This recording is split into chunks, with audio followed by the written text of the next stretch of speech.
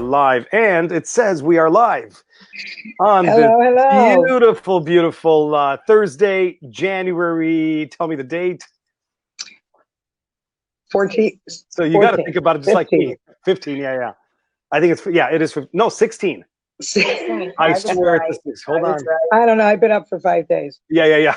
It's the 16th. Anyway, welcome everybody. We're going to talk today to the badass Beth Fromkin. It's really Beth Badass Fromkin.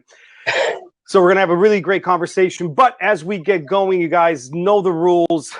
Please drop a lot of clicks on the buttons. We need the buttons, the like, the love, the happy faces, all the emotions. And then, of course, you know the rules.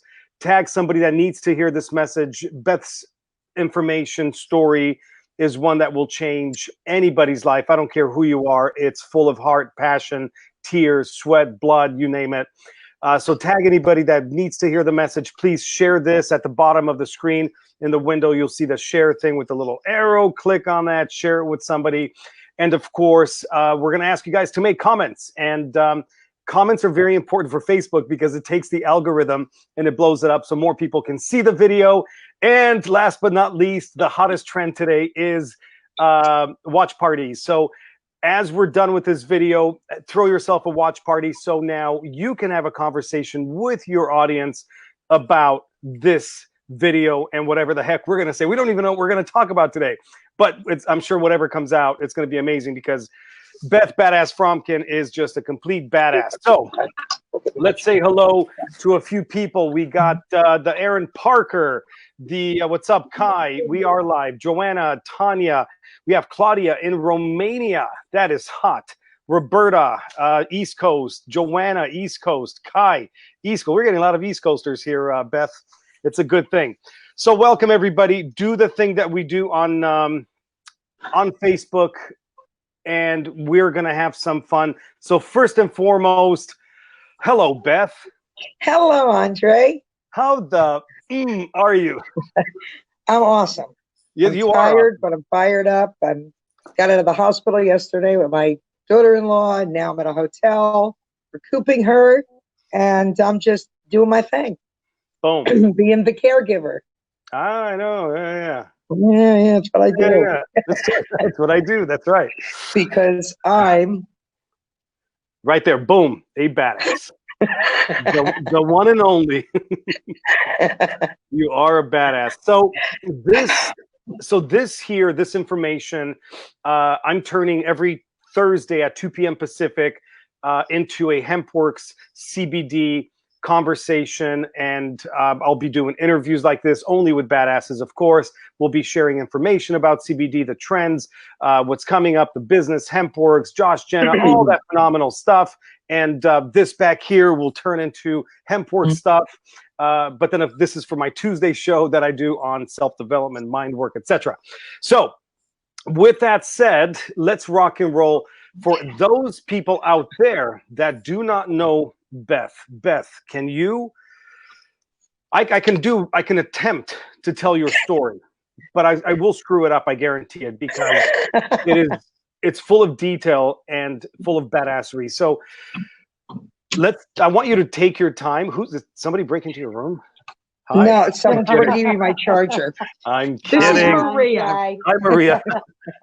Thank you, this Maria. is the Maria you tell me about. Yeah. Got it. Actually, I'm not in my room. I'm hiding in a corner in the lunchroom or the breakfast room. Amen. That's where the food is. You know where to go. So I don't know. Where do you want me to start?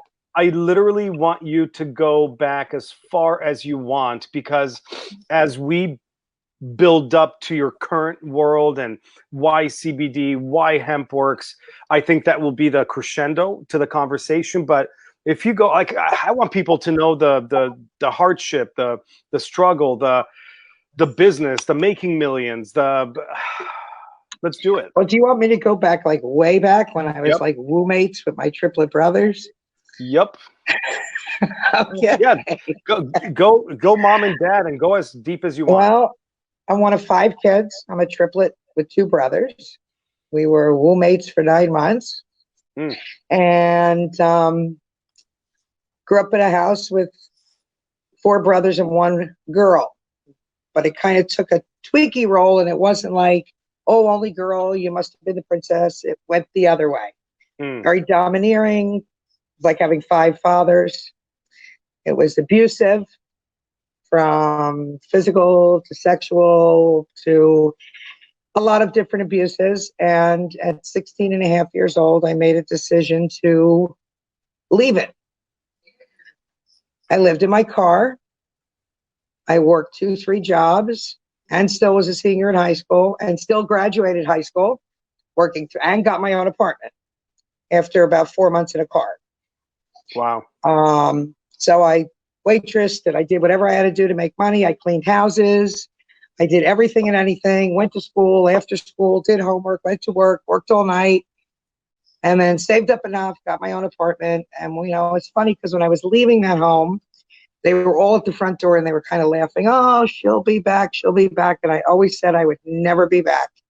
And I never went back until just recently, actually, which I told you the story. I never was brave enough to go back to that home. Right. But I addressed the demon that sat in that home. And I remember I pulled up in front of the house. It was about a month ago because I called you and I was like, oh my God, I did something that was so amazing. And I was so proud of myself. And I looked up at my bedroom window and I remember feeling this heaviness in my chest, like I couldn't breathe, like I've never felt before. And I actually knocked on the front door to see if anyone was home. And if they answered, I was just going to say, oh, I used to live here. I wanted to, but no one was home. So I took that opportunity to go to the backyard where all the bad things started with one of my brothers. And I just sat in this one spot because all of a sudden I remembered it like it was yesterday. And I just screamed at the top of my lungs. And I walked out and I got in my car and I drove down that street. I stopped at the top of the street and I took another deep breath. And I felt like I was born again. Like it all just went, like it was gone. I finally addressed 50 years of hiding from this situation. And because of the things I went through, I became this ultimate advocate for child abuse and for helping people in trouble. And I'm still that caregiver and that run out there badass. I mean, here I am now taking care of my ex-daughter-in-law as she had a major surgery.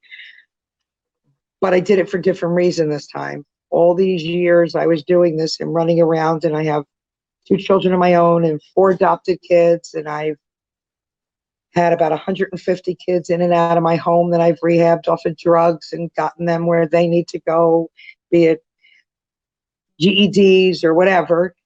But I realized after working on myself the last several months that I was only doing it. I mean, I was doing it because I care. But the reason I was doing it differently, I was doing it because it helped me forget what happened to me by being able to make someone else happy instead of making me happy and dealing with my issues. I was able to keep him behind me, not think about him. And the hurt wasn't there because I was too busy making everyone else feel good and happy. Yep. But it came and it hit me. That those bricks in the bag you talk about, one of them came out and just hit me. And all of a sudden, I had all this wonderful stuff, but I wasn't happy. And I couldn't pinpoint why. I had successful businesses, beautiful children, beautiful home. And something wasn't right. And I couldn't pinpoint it. I thought I dealt with all that stuff because I thought all that stuff made it all better.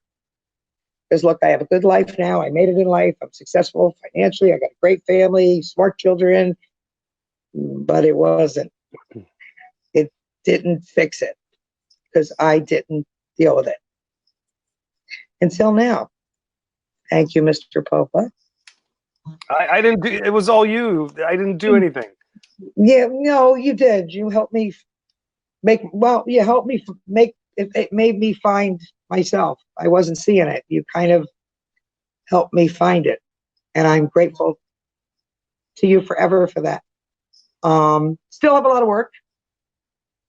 And I kind of glad I have a lot of work because if I didn't, then I'd be dead. Yep. So through all this, I lived my life, and I've been building businesses and helping people. And my main thing is I have this thing for cleaning up America of opiates, and that's my big why, and getting kids healthy and adults healthy, and but in a different kind of way. Not these. I have a dream and I have a why. It's been there for many, many years. I went through the whole addiction thing with my son. It was brutal. It was 10 years of I didn't want to live, just watching it, but did everything I could to keep him alive. And there was a lot of enabling on my part, but there was no other way to do it, because if I did the rock bottom and throw him out, he'd be dead. And he's alive. And February 1st, he'll be 7 years off opiates and heroin and clean. And I'm so proud of him because he did the work. I got him where he had to go, but he did the work. So I'm looking to do a whole different type of rehab thing, and that's my big dream. I'm building this hempworx business. This is probably the greatest gift I've ever been given, because I get to be that caregiver. And I did hospice work for many years and brought people through their journey to death. And it was always the same. I always knew when the patients on the floor, if they were private patients, they were going to die. So it was always that same. And then it ended. And then I'd be depressed for a while, because I have a habit of falling in love with people I take care of. Yeah. It's a project. Yeah. And then they're gone. And then I have to do the whole mourning thing. But what we're doing now is so different. I get to watch people smile and feel happy and see a future and see their life with hope and that they could actually have dreams to achieve. And it's just fucking amazing. That's right. Sorry. Don't be sorry. I'm not. It's your favorite word. You know me so well. Hey, so I have a question.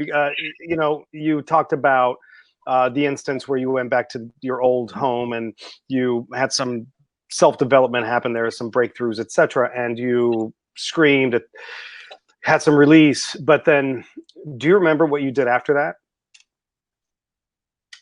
You sent me pictures. Oh yeah, I ate Rocky Road ice cream, which I always avoid eating because it's fattening. But it felt so good, I just housed the whole cone. Interesting. I always avoid eating fattening food, and something made me. You told me do whatever you want, even if it's bad for you, and I just hit that Rocky Road, and it was all consuming. There it is.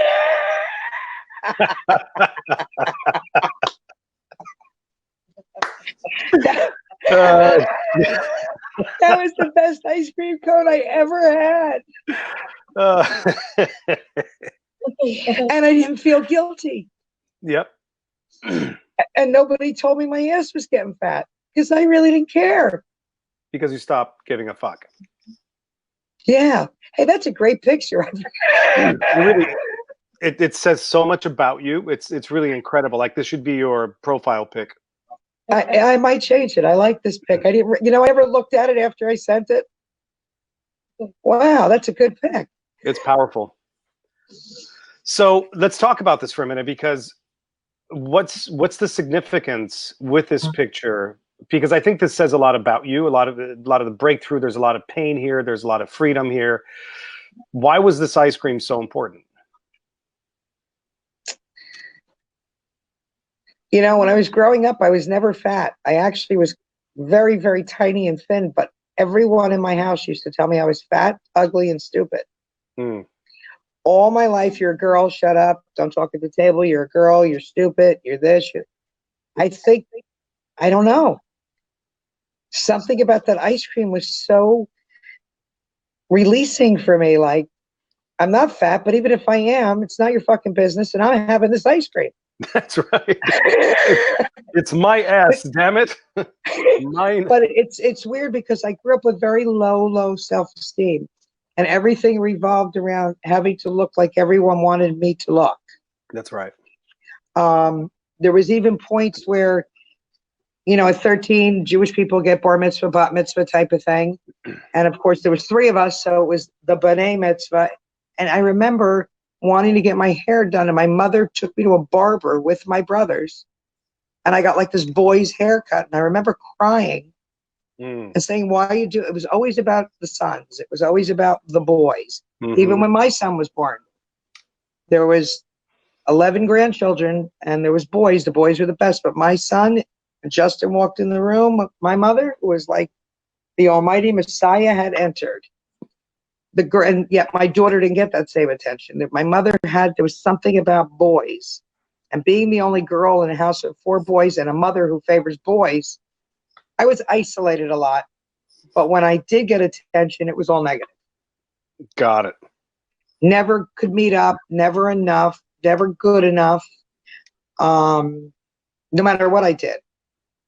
If anything went wrong, something broke, it was always Beth must have done it. Beth must have done it. And most of the time I took the rap just so my brothers didn't get in trouble. So there goes that protective thing. Yep. Even though they were protecting me, I protected them. Yep. Don't know why. Yeah. Yeah. You do know, you do know why. I think today you know why. But of course the journey was what it was, right? Yeah, but it made me, I think it made me more empathetic and caring for people who really are in need. I don't think that I would be so astute to be able to, like, I can sit in a public place and I can tell you, I can pinpoint girls that are being abused just by their body language. I can pinpoint a drug addict a mile away, and I can tell you exactly what drug he's on. Yep. I think it helped me become very aware of my surroundings. And I don't like to say I'm empathic, but I think I am. I do. Like, I can sit and feel when there's a little girl in trouble in a room, in a restaurant. I can actually feel that pain. It gets right into my chest, and I know what she's going through. Can't always interfere with it. Of course, if I see anything aggressive at the table, I do tend to get up and shoot my big mouth off. Oh, yeah. But I think it's made me who I am today. But I would like the me today to have more of I'm enough. That's where I lack. Yep. And I don't know how to flip the script where it's me taking care of me, because I always tend to feel, oh, well, that's pretty selfish. I know legitimately it's not.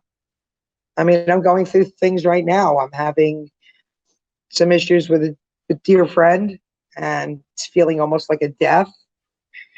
You know, someone that's been with me my entire life, but I guess I'm growing as well, and things change. But I don't always do that. I like change. I like moving. That I love doing, moving to new places. But I don't like change in my friends and my stable, the things that make me feel safe. Yeah, what's familiar. That's where I have a hard time. Yep. And I don't know why. I'm afraid of, I don't know. Yeah, that's the human dynamic. Everybody has that. We always go back to what's familiar, and that's why, you know, like today we'll talk about addiction. It's a form of addiction. You know, we're creatures of habit, and when change is at the door, that's why people don't change. That's why right now the gyms are empty, because people make all these resolutions. Oh my God, it's 2020. I'm gonna blah blah blah. Nothing happens because they go right back to what's familiar. It's cozy. It's safe. It's what I already know. I don't need to use any energy. I don't have to create anything. So we go back to what's familiar so freaking quick. And especially if the bigger the change, the more we stick to what's familiar. Anyway, so let's talk about, since this addiction thing has come up, let's talk about it, because obviously we will come full circle to CBD, HempWorx, why you're in love with it, and why you're going to do great things with it. But I want people to understand your journey with addiction. It's been huge. I didn't even see it coming. It blindsided me. I'm going to take that back.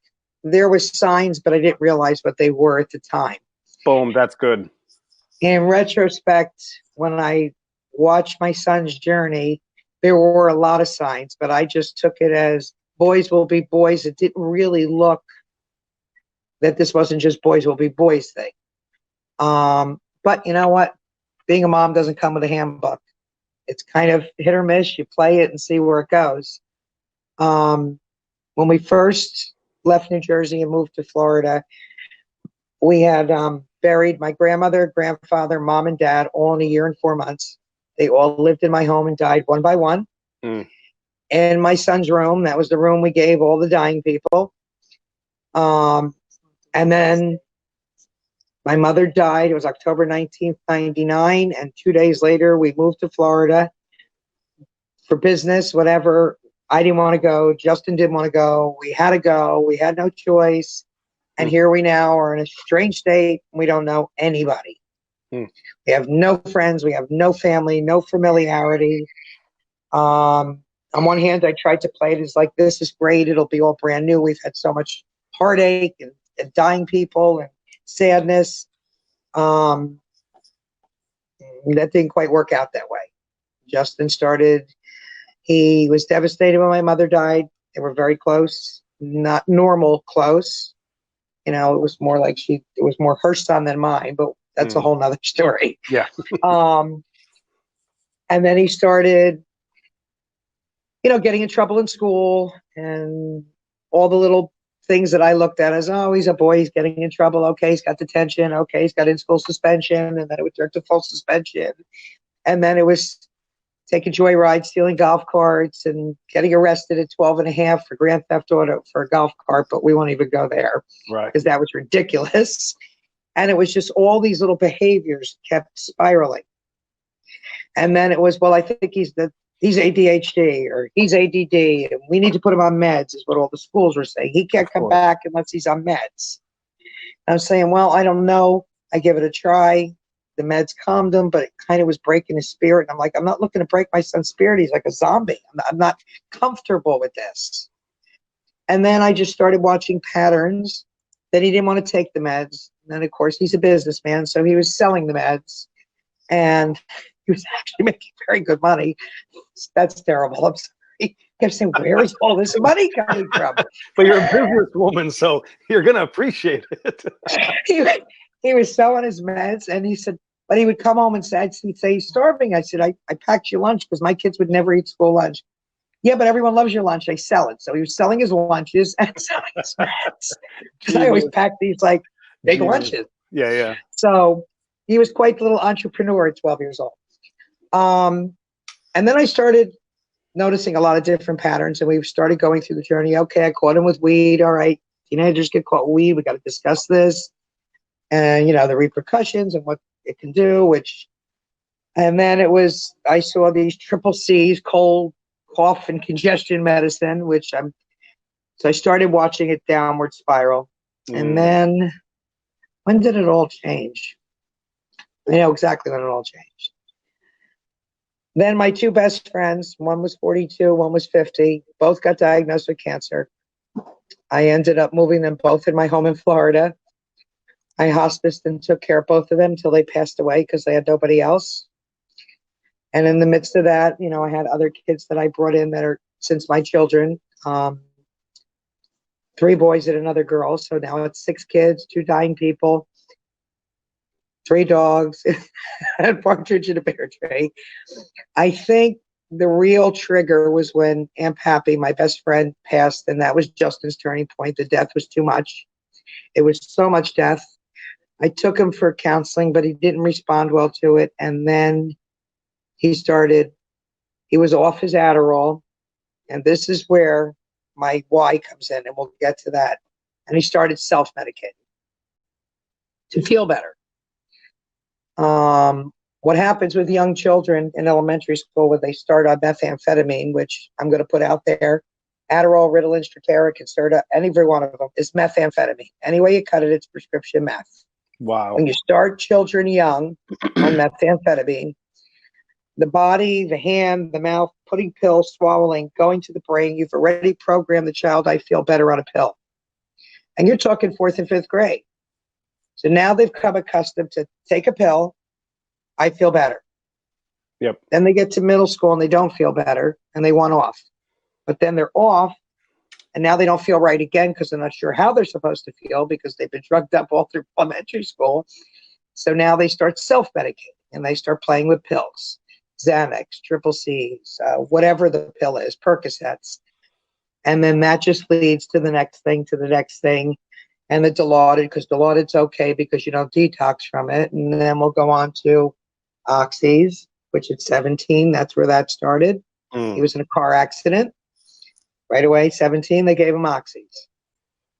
That's all it takes. 3 days, you're addicted. Pharmaceutical companies know about this. They've admitted that the paperwork was hidden. And then we went down the road of Oxys at $40 a pill, money being stolen all over the place. He was very different than most of his addict friends. He never stole possessions. He was very sentimental with antiques and jewelry, never took my things. But I will tell you, he cleaned me out over $1 million in 7 years in cash. And he knows it. And then he moved to the heroin. They made it very easy in Florida with the Oxys because we had a lot of those pain management clinics at the time in Fort Lauderdale. And you could go in there. These kids were going in there with $200 cash. And they would get a fake MRI from the doctors if they paid the doctor cash. And then they doctor shopped. So these kids were copping about 4,000 pills a month between all of them at $40 a pill. So they were making a lot of money.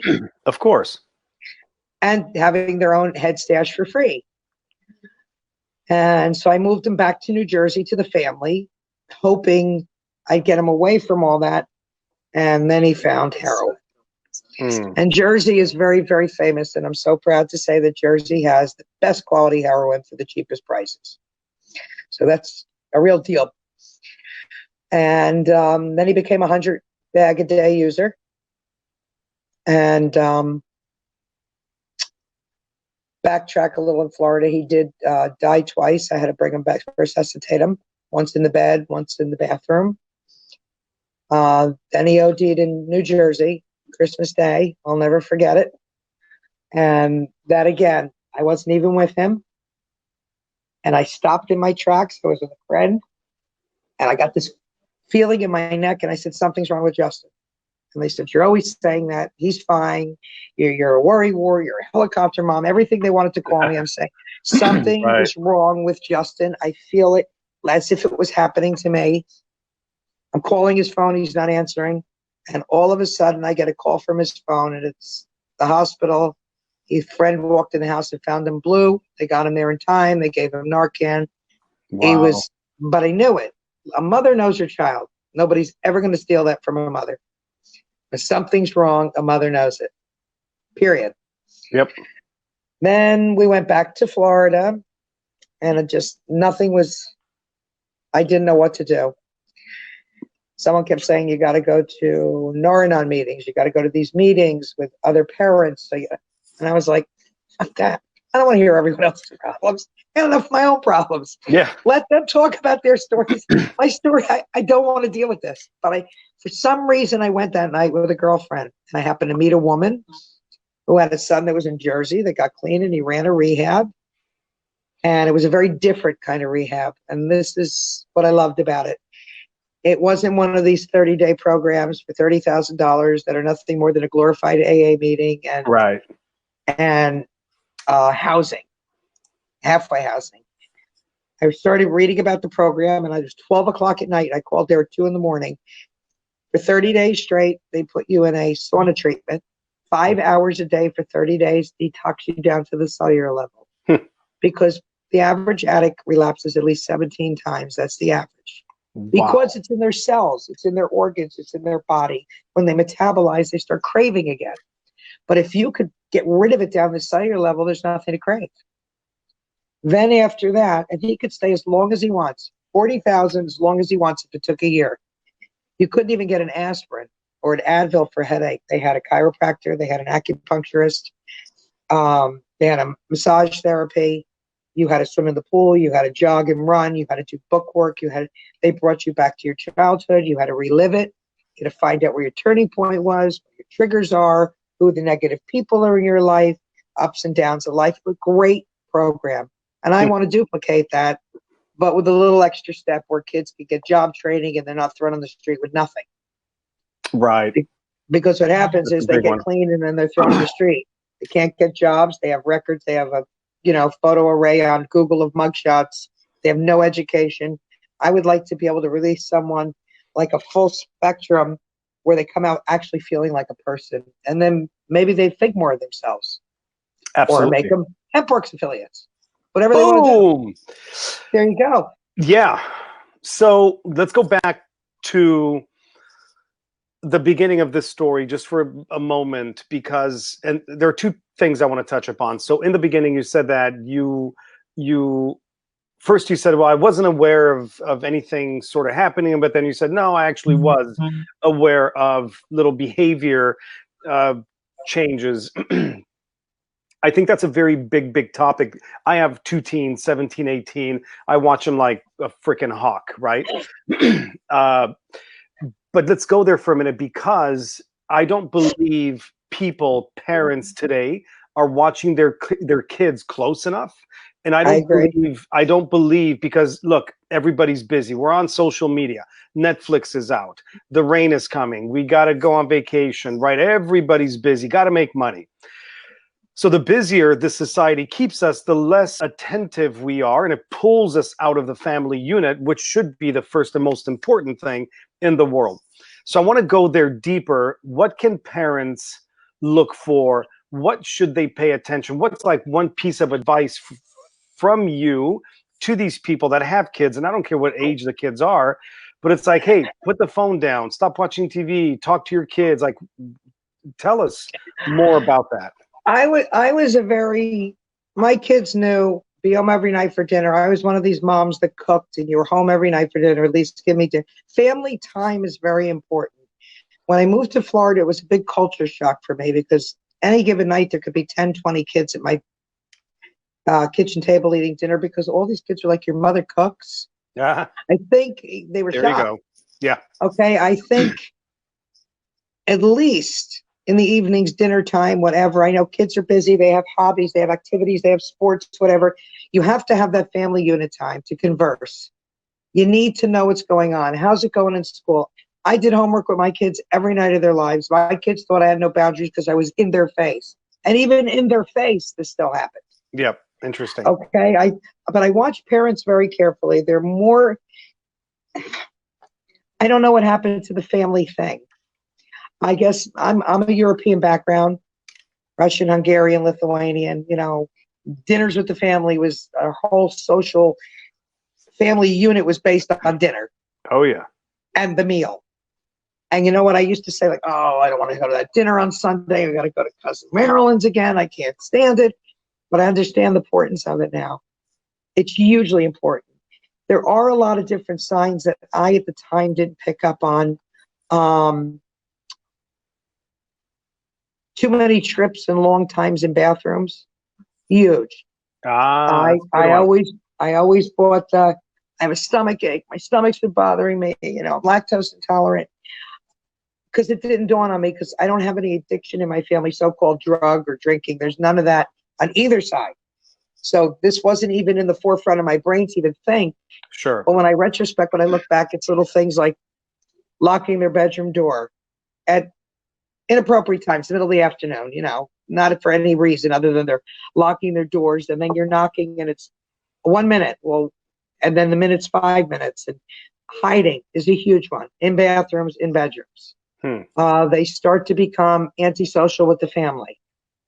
Going to bed early, they don't feel like eating. Dropping out of activities that they loved. Justin was very, very big in the Boy Scouts. And he loved training the Cub Scouts and Webelos. He was very good at knot tying, and he'd take them fishing, and that was his thing. When I saw that fizzle away, it should have been a red flag, because that was something he was passionate about. Because he was always going to get his Eagle Scout, which is huge in the Boy Scouts. I mean, when you achieve Eagle Scout, you can get in any armed service, because you've gone from kindergarten to 18, consistently doing something and achieving something massive. It sounds silly, but it's huge. It's a big deal. disappearing. Like, where'd you go? Oh, I just went for a bike ride. Where he would normally, I'm going over to Corey's house or whatever. He would just like disappear. Count your money. You see, even if it's $1, $5, when it starts missing out of your wallet, and I mean, I would notice fives missing or whatever, and I figure, okay, that was a sign that, because he'd come home with nothing. Or I'd give him money to go to the store, he'd come home with nothing. There's little things that it didn't click in my brain, but when I look back, there's a lot of things to look for, and I'm telling you, locking behind closed doors is huge. There's no reason for someone at 13, 14, and 15 to be locking their door for no reason. And as weird as this is going to sound, because I used to blast my Led Zeppelin, I blasted my stereo all the time. Blasting music in the bedroom with the door locked for lengths of time and the same song is playing, big clue. You're drowning it out. That's good. Shades always drawn. Dark. Curtains always closed. These are all little signs that people don't. One day I walked in Justin's room and he had these big, thick Giants blankets, New York Giants. For all of you that aren't Giants fans, my apologies. And I walk in his room and he's got these spike nails and he's nailed all these blankets to the windows in the wall. I'm like, what is this? Oh, the light's been bothering me. Maybe I need glasses. It's so bright in here. Wow. Clue. I just thought he was being a jerk. But, you don't think about these things. That's right. What you really have to do is be aware of behavioral changes, not gradual ones because they're growing up, like true blue, like behavioral changes that come out of nowhere. Like pay attention. Yeah, pay attention. Exactly. And even if you think your kids don't want to do the family things, they really do. They might say they don't, but they appreciate it and they do love it. It's hard being a teenager. It's huge. You're not quite sure where you fit in. Yeah. You're not the baby anymore and you're not adult enough for things. You're kind of stuck in this middle, and that middle is when you need to pay attention because they're going to go either way. Yep. You made another comment that was powerful. I believe it was in the story of the detox program. I'm not sure where the concept came up, but it had to do with who these addicts are hanging out with. See, that was the hard part for me. Because, when I was young, you always knew who the bad kids were. They were grungy looking and long hair and dirty and smoking weed in the side of the school. Today, they all look the same. All the kids, all the kids have their head shaved, or they're either skinhead or just buzzed short. They all look the same, so you're really not sure who they're hanging out with. I mean, my kid used to play this silly little card. Now, we're Jewish, but we're not religious. We're just kind of traditional. We're not really into temple and all that stuff. But he always played the card. If he brought home someone Jewish, he'd be like, look, Mom, this is so-and-so, nice Jewish boy. He thought that was going to play in my brain, like, this must be a good kid because he's from a Jewish family. Justin always played that card. Even his first tattoo, when he knew he didn't want tattoos. He got his name written in Hebrew across his arm. He thought, oh, this is cool. It's my name in Hebrew. It'll be all right. That's funny. It's always the comment. Yeah. But it's hard to tell who they're hanging out with. And in retrospect, when I look back, and I did it differently with my daughter, but my daughter never got in trouble. I can honestly say, never had to tell her to do her homework, never had to tell her to go to bed, never got less than an A in school. She was like the other extreme. But in retrospect, I can only tell you that the behavioral changes start when the friends change. When you have kids that have friends all through elementary school, now my daughter kept her friends through middle school, through high school. I even have friends since elementary school. When the friends change suddenly, not gradually, suddenly there's a whole new array of friends, be aware. That's a problem. That's a good one. That's probably the biggest sign that I should have picked up on. When he had all these friends that were his buddies, and then one day they were gone and this whole new tribe came into the garage. And I thought, oh, he's making lots of new friends. Isn't that great? No, sudden changes like that, not one friend at a time. When it's from one extreme to the other, you have all these friends that are your best friends, and all of a sudden you don't see them for weeks and weeks and months. And then there's a whole new tribe. That's when you have to really keep your eyes open. Chances are it's not a good one. it's everything we talk about in self-development, in business, in hempworx, right? Who you hang out with, you're going to become, right? It's the analogy of taking this beautiful organic chapstick, and if you put it if you stick it in the refrigerator, eventually it's going to become the same temperature as everything else in the refrigerator. So we become what we're around. So that's why that for me was a big deal, because, and again, I go back to today's parents. I don't believe parents today are watching their kids like they should. My daughters have had friends of exactly that mindset, where the parents were just not paying attention, and the stuff they would bring to my daughters to talk about. I mean, they're 11 and 12 back then, and they're talking about boys and they're talking about privates, and I'm like, what the fuck? What did you say? It was mind-boggling. But then you understand that the parents are doing this and the parents are not there and they're not paying attention, and they're so I started seeing this epidemic, and that's why I'm bringing it up today, because kids will do what they're allowed. What is allowed will continue. Boundaries. It's so simple. When mommy and daddy are not home, the kid's gonna run amok. But when mommy's home, daddy's home, you're gonna get your ass kicked. Anyway, so except you can't do that anymore, because then you're brought up on charges by DCF, CPS, whatever it is. Yeah, close the door. You can't even tell your child to shut up. It's verbal abuse. Oh, fuck that. No, I'm serious. When Justin was little, he was about 6, 7 years old. He had a guitar, and he said something very rude, and I was taking the guitar away from him. And, we did the whole jerking, pulling back and forth, and it snapped back and cut him right here, and he had to get stitches. You don't know the investigation that I had to go through, because his eye was cut, and he was a little boy, and he said, my mother hit me with a guitar. So that's so good. I said to the police, officer, with all due respect, I was going to hit him with a guitar. He wouldn't have 3 stitches. I assure you, I would have split his head right open. That's right. Oh, that's but that's funny. Also the problem today.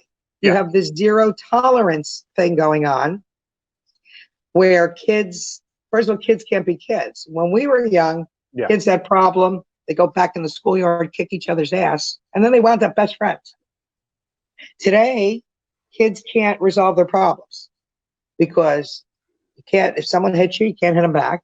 They can't learn to defend themselves. Yeah. They can't strive and work to achieve anything of any greatness, because everybody's a winner. Everybody gets a participation trophy. This is a big issue too. Yeah, absolutely.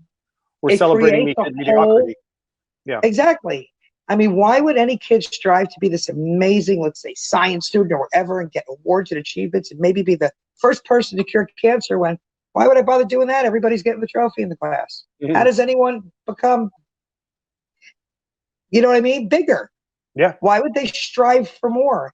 There's a lot of pressure on kids today. And I think the drug epidemic is part of the pressure as well. They don't know how to deal with life. They don't know how to. My daughter was in 6th grade. They made her a conflict mediator. The fuck does my daughter know about conflict mediating at 13? Yeah. But she was the school conflict mediator. Amazing. So a lot of the drug problem today is kids don't know. They don't know how to deal with anything. They don't know how to work out their problems. They build them up, they build them up, they build them up. The next thing you know, they're shooting up a school because they've been bullied for so long, and they're not allowed to retaliate, and that's that. Yep. It's not the guns. It's the whole system. Amen. That's just my opinion. Anyone out there offended, my apologies, but it goes don't far apologize. beyond the gun itself. You're speaking truth. Don't apologize. It's about the bureaucratic system and the system of schools. Schools are not schools anymore. They're nothing more than babysitters sitting behind a computer on their email while they hand out sheets of paper, and they teach these kids to practice for the state tests, not even teach them, so they can get money for their schools. And I'm going to tell you something else, Facebook world out there, and I know this for a fact because I was there. Every kid, at least in Florida, every kid that's put on or classified ADHD, that is put on meds, there is a program, the 409, I don't remember what it was. And every kid that's in that program, it's not LD learning disabled, but that program for ADHD, There's a $25,000 stipend per child for the school. Wow. Now, do you think they're not going to push every kid on meds? Oh, It's yeah, huge. they are. Absolutely. It's huge. We'll turn them into drug addicts. Who cares? But we got our school funded for the year. Yep. The public school system has gone to shit. Amen. There are a few good teachers out there, but there's so far and few between that they can't even battle it anymore. And I think it has a lot to do with what's going on with the kids and drugs today. Because even the teachers aren't watching. The neighbors aren't watching. There's no more communities. Yep. You know, when I was growing up, you walked down the street and my neighbor saw you do something. He kicked your ass. Then you went home and tattletaled on him. Your father kicked your ass because he kicked your ass. You must have done something wrong. What'd you do wrong that Mr. So-and-so kicked your ass? Now you're really going to get it. That's right. But that's the way it was. Yeah. Kids aren't kids simple. today. They're in trouble. Yep. And I think we have to take control of our own children. And if it means you have to go out of your way and your lifestyle has to change, maybe you should be doing what everyone else. I tried to homeschool Justin. It was tough. But I do believe in homeschooling because I think the public school system is causing more problems than good. 100%. Totally agree. We always homeschooled our girls for many, many reasons. The scholastic system being one of them. It's absolute shit, like you said. And then you have all the agendas behind the school system being what it is, because that's also part of the agenda to keep us all dumbed down and sheeple. Sheeple is a good word. So bringing it now sort of full circle. You today are in love with CBD and In love. I know, because you're all passion. Like if you're not passionate, you're not doing it, right? If you're not 100%, it gave me my life back. Yeah. So I want Legitimately. to talk about CBD, and I want to talk about the CBD business, and I want to talk about your plans with it connecting to addiction. Okay. Where do you want me to start? Well, CBD, I guess, tell me your story with CBD, and then we'll piggyback business, and then we'll go into the rehab centers. I got Lyme's disease. Everyone knows I'm a gardener. You know, I have a gardener, but I like to do my own gardening. And I got bit by a tick, obviously. Didn't know it for 2.5 years, but got progressively very, very ill, and nobody could pinpoint what was wrong. Wound up with several different things, which I know I'm not supposed to say, so I'll keep it compliant. But let's just say I laid around a lot because I struggled to get to the kitchen. Does that work? That's good. I went nowhere for 2.5 years. I cried a lot. I was depressed a lot. I was miserable because I'm a very active go person. I mean, even now I'm on 4.5 hours sleep in 5 days, and I'm still ready to go. Yeah. So not being able to move and function was very depressing for me. I didn't know what more to do. They finally found out what I had. They put me on a prescription. Now I have private insurance, and I pay a big bundle for my insurance, and it still costs me $4,800 a month for my prescription. Damn. With insurance. Damn. So here I am spending over $50,000 a year, and I'm still feeling like crap. And then I found the CBD, and honest as anyone's my witness. I'm not one that because I don't know who to witness, but as Andre's my witness, within 1 month, my hands were working. Within 3 months, I had not a pain in my body. I have never looked back. I'm on not any medications. I went off everything, and I feel like $1 million. And I said, wow, this is the caregiver I am. I'm on a mission. I have to get this like all over the country first. I am going everywhere. And I got into the HempWorx, and I wasn't in yet. I went to Nashville, roadshow. I still wasn't going to do this thing. And everybody was up in my face, and I was very standoffish. I'm like, I'm just checking it out. Like, back off, people. I just want to go over to Kid Rock's place and have a drink, and that's that. I'm splitting at lunch. No one's going to know I'm gone. They don't even know who I am. And then, honest to God, you came up on stage. And I don't know. You just changed my life. And then I didn't even want to go to lunch. I just sat there waiting till everyone came back for lunch because I couldn't wait for it to start again. And you did. Tammy wasn't even there, I don't think. Or I didn't know her. She was there. Yeah. She was there. I didn't know her then. Yeah. But you got up on stage and you changed my life. And I decided when I went home, that was it. This is what I want to do for the rest of my life. I have other businesses. I have 6. I didn't get in it for the money. I just wanted to really make a different kind of change. I want to give people the ability to change whatever they want to change. And this was the avenue I've been looking for, whether it's financial, emotional, physical. This can be any way they want to take it. And it works in so many different areas that I was like, I finally found this tool I've been looking for. And it was just all so fulfilling to me. And I knew this was it. This was going to be it. And then I just started going to the road shows and I started watching and listening to people and talking. And then I started dabbling with it, and kids that would show up at my house, a lot of kids just knock on my door and they ask me, "Are you Mama Beth?" And I say, "Yes." So-and-so said I could come here and get some help. And they come in and nice. I said, "You know what? I'm going to try something different," because I always use the calm and the all my array of whatever I use to help them get through their detox. So I'm going to try this. And I tried it out on several kids, and it was like, wow. It took the anxiety out of the detox. It took the pain out of the detox. It was so much cleaner. A lot of kids have a problem with throwing up bile. I saw that because I think because it calms the anxiety, it made the whole detox. The biggest fear for kids to detox, or even adults, is the pain. It's painful. There's no doubt about it. Because the opiate center in your brain, when you're doing opiates, shuts down. So, because it's not needed, you're putting opiates in your body. So when you get off opiates, you have no pain management. So what happens is a hangnail will feel like a broken arm because you have no defense in fighting pain. Nothing's being released. Now it comes back, but it could be a month, it could be a year. It depends on the individual.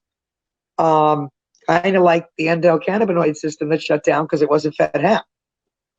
Okay, so it's the same type of thing. It just shuts down. So detoxing, it's not that they don't want to clean up. They're afraid of the pain because it really is violent and horrible. It's an absolutely insane thing, detoxing. I watched it with my son more times than I care to tell you. It's more heart-wrenching for the mother that has to watch it and is helpless. And it's totally painful. But if you could calm that anxiety and they could feel chill, it makes it that much easier. And I'm finding in less time, where it used to take me 5 to 7 days, I'm finding kids are getting calmer between gummies and tincture within 3-4 days. Amazing. Now, whether you throw them out, I can assure you they're going back on the street to use again. Yeah, of course. So you have to work with them. You can't just throw them out. You have to start getting them into an outpatient program or an inpatient, whatever they choose, so they can get some work and some guidance and some self-help. What do you want to do? You know, these kids aren't stupid. Most of them are not just like what we would call years ago the bad kids. They're from all walks of life. They're from good families, rich families, from all different families, every ethnic culture, every religion. Doesn't matter. It's an insidious disease that is floating all over this country. That's good. And it's been allowed to happen. So my goal is to stop it, no matter what it takes. So what you just said is that addiction is not racist. Oh, addiction loves everybody. Everybody. I don't care if you're a doctor or if you come from low income, you come from rich neighborhoods. I'm not going to lie. My kids grew up in a very affluent neighborhood. And I can tell you, as God is my witness, if you go through my neighborhood, and it's a huge community, my son and my adopted son, Harley, are the only two that are still alive. My son has buried 110 friends in the last 10 years, and he's only 30. That's pretty much one a month. Well, in New Jersey, I'm not going to say this place in New Jersey, the high school is known as Heroin High. They were dropping 7 kids a day were ODing, and nobody was doing anything. Wow. I even went to higher officials to try to address this, but I was it was brushed under. I don't know it's an embarrassment. This is a real problem. Huge. And my son will tell you how many funerals we've been to. And at 30 years old, he should have been at 110 weddings. You've lost an entire generation of children and the next generation to this thing that's going on.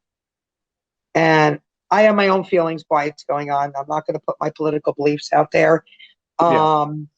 But there is a certain, I'm not a conspiracy theory person, but there is a certain, okay, well, there is a certain something going on there, and that's why this is happening. And we are destroying ourselves from the inside out. We don't need anybody overseas to come destroy us. We're doing a good job all by ourselves. We got this. Okay? Yeah. But guess what? I might be I know there's other people out there like me. I hope there's other people. If it's the last thing I do before I leave this realm, wherever we go after that, I'm going to fix this on every level, including the VA. I have so many soldiers that I'm helping out, and they're getting a lot of flack. They're going to get their benefits taken away if they don't continue on their prescriptions. Yeah, and they stop taking CBD. These guys go off, fight a war, they come back missing limbs, PTSD, sick. You're going to tell them that they can't take something that makes them feel better? Yep. Really? Because we have to turn them into opiate addicts too. Of course. So my mission is to clean this up. I would like to, I'm working on opening up a huge nonprofit, getting facilities put up, at least one in each state that people could come to, because most of, the average people don't have $40,000 a month to send their kids to a rehab. They just don't. And to get my son there was hard enough. I literally had to go buy drugs, get him all screwed up to get him on the plane. So by the time we got to Louisiana, he didn't know what hit him, and then I just left him there. Wow. And that was the hardest thing I ever had to do. And he started detoxing. We had a layover because they couldn't get they don't have any straight flights to Baton Rouge. And he started coming off of it in the middle of the airport. I don't know where we were. Oh my God, what a scene. It was the worst scene ever. I had to drag him through the airport, but I bought him a bag of candy this big. He was happy as a pig in crap and got him to Louisiana. And I just left him there. And it was the hardest thing I ever do. I pulled away crying. They just whisked him off. And I didn't know what was going to happen. I never had this experience. Right. And everyone was telling me you shouldn't bring him there. He's going to be brainwashed. You know what I told everyone? I'm thrilled, because if anyone's brain needs washing, it's his. Yeah, I'm good with that. Yeah. As long as he comes out, and you know what? When he came out, and he's got a mentor and a gentleman we're still very close with, who every time, most of the people there wanted to throw him out. But this guy just kept him under his wing, even though he kind of wanted to throw him out too. Justin was tough, really tough. The only kid that gets court ordered to smoking school because he got caught smoking underage, and gets kicked out of smoking school because in the break he got caught smoking. So that's Justin. Nice. But I will tell you that if parents don't start getting proactive and ahead of this, we're going to lose a lot more children. And that doesn't mean only your own children. If you know there's a kid that your kids are friends with that's in trouble, guess what? It's time for you to get involved. Yep. You know how many parents threw me out of their houses? But at least I had a clear conscience saying, the kid's in trouble. I'd like to help. They don't want to hear it. They're in denial. I know I did what I had to do. Yep. We have to start being a community again. And you can't just let these kids flounder like this. If these facilities are ridiculous, these people are making a fortune on the halfway houses. And all they're doing is having these kids sit around all day, smoke their cigarettes, go to AA meetings at night, and live in their facilities that they're cleaning up. That's not rehab. That's 30-day babysitting service. And then they come out and have nowhere to go. They have nowhere to live because most of them have been thrown in the street. They come out, no one believes they're clean because most of them really aren't yet. 30 days is enough to detox. That doesn't mean you're clean. The clean has to come from here. Yep. You got to clean the brain, not only the body. And they can't get jobs. They've been doing drugs so long they can't even think straight. They're lost. And they don't have to be. If one person took care of one kid, this world would be amazing. Just one. Help one kid. Pay it forward to one kid. Listen, I'll take 20 or 50. I'm not asking you to do that. I'll take 100 kids. Right. Just one. You know a kid's in trouble, reach out a helping hand. If he doesn't want help, okay, but at least offer. Everybody can do that. So I want to put these facilities up where they have somewhere to come. They have somewhere to live. They have somewhere to learn. They have somewhere to grow. Somewhere to maybe dream and see that they could have a future. Now I'm going to cry. Bring it on. I'm sorry. Stop apologizing. Be you. If you're gonna cry, fucking cry. It's okay. How do you look at children and know what they're doing and just let them die? I can't get it. I'm trying to understand people don't want to get involved, but I don't get it. I don't feel that we're put here for the sole purpose of self. There is a thing called community. There is a thing.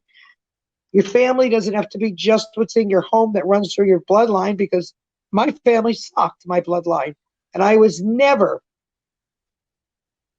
felt part of them. I don't care what blood was running through my veins.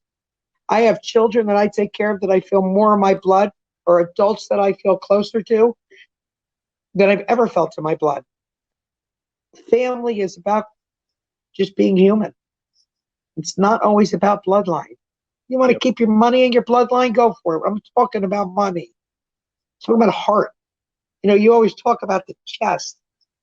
And I don't understand why I cry so much and nobody feels what I'm feeling in the chest. And when I look around and how sad it is. You know what makes me sad? When I ride around neighborhoods and I don't see any kids playing anymore. Nobody plays. Nobody's riding bikes. Nobody's out there playing. Trick-or-treating has gotten really tiny. Like, I don't think I get 20 kids. I'm saying to myself, they trick-or-treat at the mall now. It's safer. Yep. What do you mean safer? My kids were real little. I went out with them. But even that has to be safer. 9 o'clock in the morning on a Sunday, my mother would say, get the hell out of the house. It's summertime. That's right. Don't come back till dinner. Now the kids just sit in the house. They're playing Fortnite. They're video games. They're texting their friends. That's Nobody talks. Yep. To me, this is all sad things that are going. And that has a lot to do with what's going on in the world, too. 100%. There's nothing. I don't know. My daughter once said to me, you guys had no cell phones or anything. How'd you know where all your friends were? Well, we got on our bike and rode down the street. And wherever the bikes were piled up on the front lawn, we knew that's where everybody was. That's right. That's it. Simple. I watched my kids many times sitting on a couch with a big, giant sectional, the big screen TV, and they'd sit there texting each other. Like, why aren't they talking? What is that? And I'd say, you guys should stop that. That's no different than when our parents used to tell us, don't whisper when someone else is in a room. Yeah. Well, it's the same thing as far as I'm concerned. Sure. And I know they're all talking about me because I'm paranoid. So you're all talking about me. And it's I just don't understand it, but I'd rather they'd all be in my house. At least I could watch. Absolutely. But I missed so much even when I watched. So we have to be more in tune. Tell me about these centers coming up. Do you have a name picked out?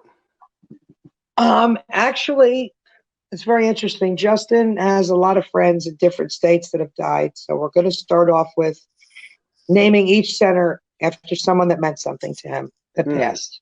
Got it. The main name of the center, I have not picked it yet. I've been mulling over a lot of things and actually nothing has come to me other than help. But I don't know yet. I know each center will be dedicated to someone. The name of it, I haven't come up with anything yet. I know when it comes and hits, it's going to hit. Anyone wants to share ideas, I'm open to them. I recently went to a movie launch with Gary Pastori. He's an actor in The Sopranos and The Irishman, and Mike Marino, the comedian. And they recently did a film called Shooting Heroin. It was about shooting heroin in a small town, addiction problems. Amazing little movie, sad little movie. Total true story in every little town, even where you think it's not your town. Trust me, it is. And worse in very small towns where you think it's all little farm America. Sometimes those are the worst towns because those kids really have nothing to do. He's getting involved. We've been speaking with him. I have several people that want to be part. I'd like to put together a program of psychological mindset and all that, which I'm hoping Andre Popo will help me with and kind of guide, because I don't know, anyone that I've shown you on lives or whatever, everybody's like, this guy is like, I'm in love with this guy. Totally. Especially the women. It's the Tony Bennett thing. But That's funny. Seriously, it's going to take a while to pull this off. Getting the word out there. Last Friday and Saturday, I had 2 big events we did a big fundraiser for the SPCA, but we launched our beer. I also have a beer, an IPA, Big Man's Brew. And of course I had hempworx sponsor it so I could have my hempworx thing there, which got a lot of press. And then we went Friday night, Saturday night, and then Sunday night I received a call that Monday morning I was going to be interviewed on 101.5 New Jersey, which is the big morning show, 6 to 10. So did a little spot on the radio, which I didn't think anyone would really hear at 6:40 in the morning, but my phone blew up. Beth, was that you? I heard you on the news this morning. Oh, that's so cool. So that was cool. And I'm starting to slowly get the word out there. And Bill Spadio is kind enough to say Beth is one of our big advocates and leaders in cleaning up this addiction problem. So that got out there through New Jersey. So people are starting to contact me, and one way or another, this is my mission, and I'm going to get it done. Because it's the last thing I do. I'm going to stop all these children from unnecessarily dying, because it's not fair, and they have been sucked in. It definitely has been made too easy, and to me, by design.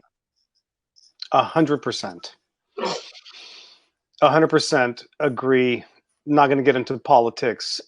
I'm a huge conspiracy nut. I was born in communism. I come to America open-heartedly, but it forced me, coming out of communism, to watch everything. You question everything. And like you said, you look at all the epidemic today of kids on opioids. That cannot possibly just happen, right? No, absolutely not. Come on. Anyway, that's a different conversation for a political hour. More kids in the last 10 years have died from opiates than have ever died from the flu. Yep. AIDS. Yep. They're more than dying from it. It's ridiculous. That's and right. Yes, I don't care who doesn't like it. This has totally been for a reason. Amen. Hey, they always say, if you want to destroy a country, destroy the youth. Start with the youth, just like Hitler had the youth, and he got them all riled up. And I mean, most of the Gestapo and Hitler was all young kids, because they're easily swayed. They're at that. They haven't really developed an opinion of life or live life yet, but they're old enough to be mature enough to understand what's being said. This is like a brainwashing. This has been brought here, and boom, that's it. Yep. And the way Hitler got to the masses and was able to control them is through fluoride. And people today don't understand the connection of fluoride in our tap water and fluoride throughout different things that we consume. Fluoride inside the pills, it's really fluoride and aluminum that you look for, because what fluoride and aluminum do, they attach themselves to the pineal gland. The pineal gland is our third eye. And as soon as you shut that puppy down, you own that human being. He's yours. Anyway, I told you we're not going to get into freaking politics here. Oh, but I will call you because I want to hear more about that. That is so awesome. Oh, it's deep. It goes, my Lord, it's deep. So back to back to hempworx. Before we wrap, you know, you said you didn't come to hempworx for the money. You don't need the money. You do well in your other businesses. You just mentioned that you have Big Man's Brew IPA. Cannot wait to try that because I'm a big IPA fan. That's another conversation. But back to hempworx, you didn't come here for the money. Obviously, you came here for a mission. But since there is a business model inside of hempworx, talk about and that. A genius business model at that. That's right. I have been in network marketing. I was early on Amway. I progressed very rapidly in it. I went to like Ruby Direct in like 6 months, and I just kind of blew past everyone. I was on my road to, but it was a different type of network marketing. I've done other network marketings, Royal Body, For Life. I, dabbled in all. I didn't want any more, but I must say, I really truly studied this compensation plan, and I've never seen anything like it. It's hate to sound foxy newsy, but it's fair and balanced. It is. Yeah. It is the most genius compensation plan I've ever seen, because everybody can succeed in this. And even though things filter through everyone, you still have to earn your way, even though everyone benefits. It's not a free ride. You can go through ranks, but there comes a point where you also have to do something to go through ranks. So everybody helps everyone, yet you still have to earn your way at the same time. That's what I love about it. It's not like going into the restaurant where everyone pools tips and you got one waitress busting her ass. Nobody else is doing anything, but she's got to split all her tips up with 5 other waitresses, even though she did all the work. Yeah, that's communism. This plant. Oh, okay. Well, hempworx isn't communism. That's right. It is the it is the best business model I've seen in a long time. Yep. I didn't want to do network marketing again, but I will tell you something I do know about network marketing and very familiar with. When the economy's bad, network marketing explodes. It is one of the strongest businesses out there, whether you have inflation, bad economy, whatever. It always, always holds true. There was times early on in Amway, the economy was in the trash. We had a building business. We were home builders, fairly large in the state of New Jersey, and all that crap happened with the FIREA Act and all the savings and loans, and everybody went in the toilet and everybody lost their fortune. Network marketing went skyrocketing when the economy went in the toilet. And the economy will go up and down again, and I can assure you, you Absolutely. place yourself well in this business now. When things go down in the economy again, your business is just gonna just bloom. It's a inflation-proof business. It's an honest business. It's a helpful business, and it's a fair business. And that's why I liked it. And I researched it because I did not want to do network marketing again. Because every time I did it, there was always that something that was wrong. You'd get to a certain place and just something didn't. This, sky's the limit. You can go wherever you want to go with it. Just go with it. And I'm going with it. Yes, you are. Yes, you are. I agree with you. There's obviously a special energy about hempworx. We're now 18 months into it, and it's just special. So if people that want to get a hold of you for hempworx, for the clinics, for etc., what's the best way for them? The Facebook, Messenger? Just message me a Messenger. Absolutely. Perfect. Awesome. Anytime, anybody. Yep, there you go. I see Kai's here. Hi, Kai. I love you, Kai. There you go. I'm seeing a little Jewish star on his thing there. What? Where? Kai, interesting.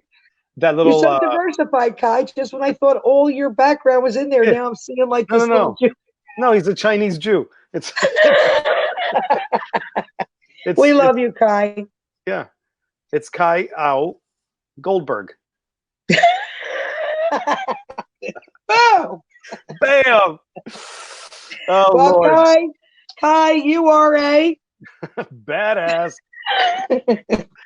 Love it. Thank you for having me. Oh my God, this was it's special, and that's why I decided to do these weekly events, because listen, I mean, your story is out there, right? For most people, you have a phenomenal, your story is full of meat and potatoes, and it's like that thick, people can get their teeth that into damn it. Rocky Road ice cream makes you oh baby, you can put that picture back up. Hold on a second. Let's wrap this thing up quick. Where are we? Hold on, I gotta fix this. Bam, bam, bam. Look at that.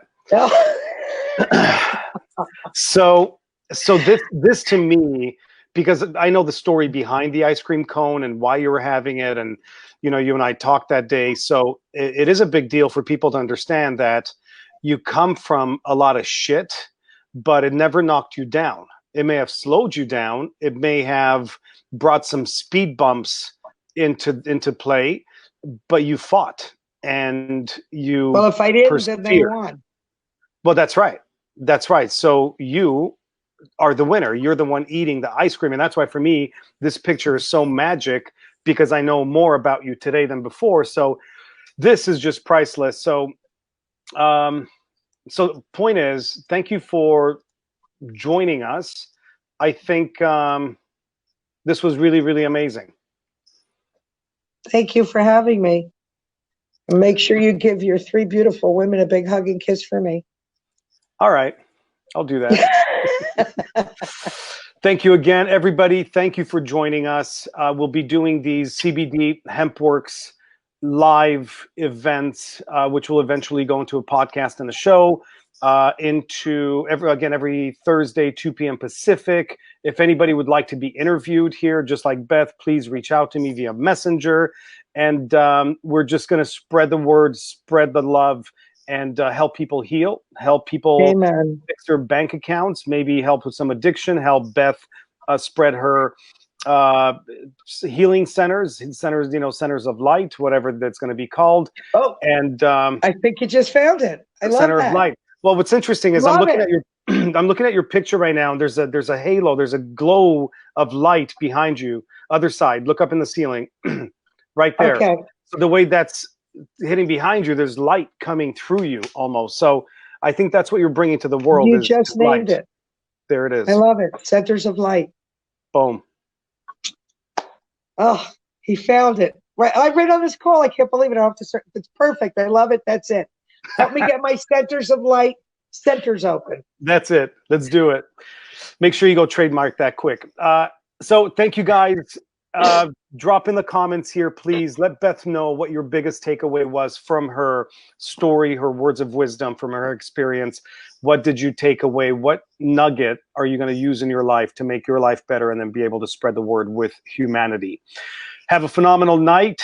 Thank you, everyone. And as you always know, I love you.